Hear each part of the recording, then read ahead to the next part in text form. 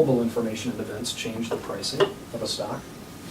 The randomness of the market makes it impossible for anyone to predict consistently long periods enough to be of benefit to you and capture additional returns. And people who utilize this view would utilize the free market investment strategies that we're about to talk about. Because beliefs dictate action. The last slide on this philosophy thing in the bottom section. What you believe should translate into how you act. And with investing, it's no different. If free markets work, you capture returns, you utilize asset class or structured funds. Some people call it index funds. That's another good synonym maybe for what we're talking about. It's not completely the same. Diversify prudently, identify your risk tolerance up front, eliminate traditional investment strategies, and work with a coach who shares your market belief.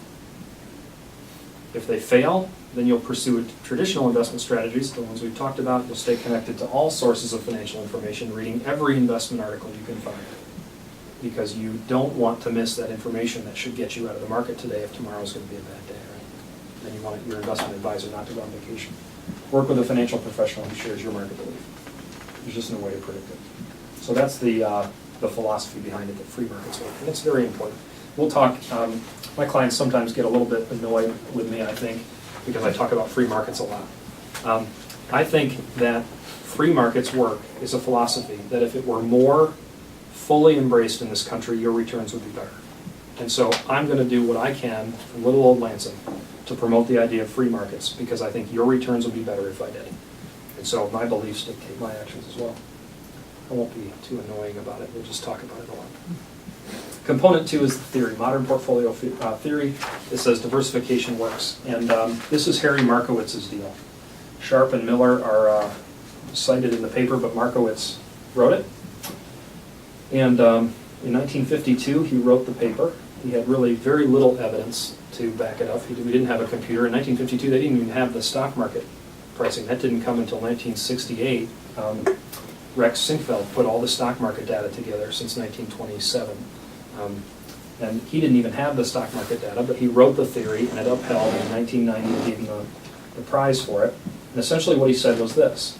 He said that someone investing in the market of 500 large companies in the United States, that if instead they diversified into 15, 16 different asset categories, like small companies or value companies, or fixed income products like short-term bonds, that if they diversified into a mix of assets that was more broad, that they could increase their return and they could decrease their risk considerably. Now, if you can show 1 billion investors how to increase your return while decreasing your volatility, they will give you the Nobel Peace Prize for that, because that's generally pretty valuable information regarding as such. Now, just suffices to say that the standard deviation of risk is something that I will talk about for the rest of my life, because it's the measure we use for volatility. A high standard deviation of risk is highly volatile. A low standard deviation of risk is relatively smooth. Okay? So our conservative fund in 2008 went down 4%. Our aggressive fund in 2008 went down 39%. Okay? It's all back again, but that's what the market did, so that's what our fund did. Just to give you a sense, that's what a 19% standard deviation of risk will give you. It'll give you a fund that could go down 50%, and if that's not who you are, if you can't handle that, we're going to choose something more like what you can handle, because your behavior is more important than the market. The market's going to be fine. The market knows what it's doing. It won't tell us ahead of time, but you need to be disciplined. And if it takes you down here to be disciplined, then that's what we're going to do.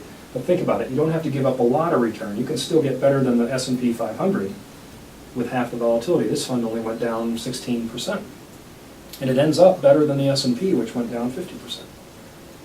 So you can diversify and get better returns, because what Markowitz determined is that market timing and other factors, stock selection, were a very low contributor to total portfolio success.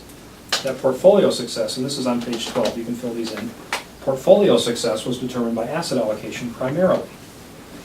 Now, if you're in college and you get the syllabus from the professor and class attendance is worth 2% of your grade and the final exam is worth 98% of your grade, what are you going to concentrate on?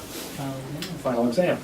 Well, he determined that asset allocation, he proved this has been upheld for decades, that asset allocation is where it's at with respect to portfolio management. That what you own or your holdings create your return. And that makes sense. If you don't own GM, when GM goes up, you won't get the return of GM. So your holdings are what matter. not the choosing or the buying and selling strategy or your market time. Any thoughts about that or questions about that? Makes sense? And here's what we're trying to do as often as we can, and there's a lot of good data on this.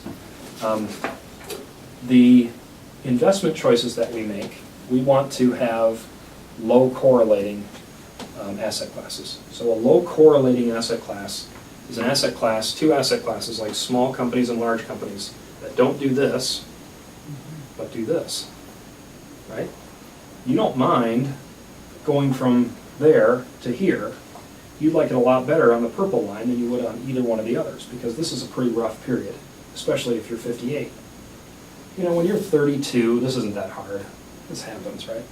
But when your balance, not your loan, when your investment balance reaches $300,000,